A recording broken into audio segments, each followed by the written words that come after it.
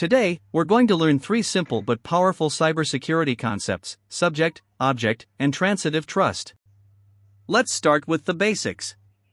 What is a subject? A subject is the active entity that makes a request. It's usually a person, like a user trying to access something. But it can also be a process or an application.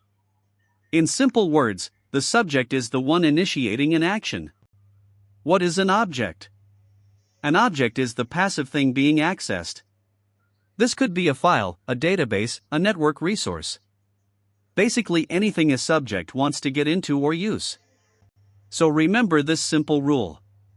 The subject is active, it performs the request. The object is passive, it is being accessed.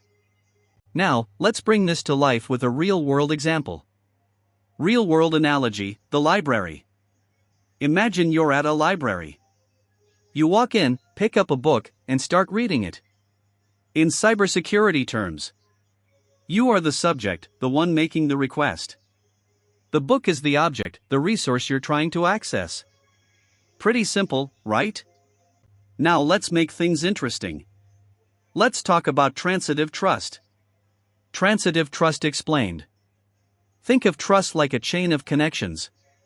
You trust your friend A. Friend A trusts his friend B. And somehow, you start trusting B too, even if you've never met them. That's transitive trust. If A trusts B, and B trusts C, then A ends up trusting C, sometimes without even realizing it. This can be helpful, but it can also be risky. Real cyber example: bypassing restrictions. Imagine an organization blocks websites like Facebook or YouTube to improve productivity.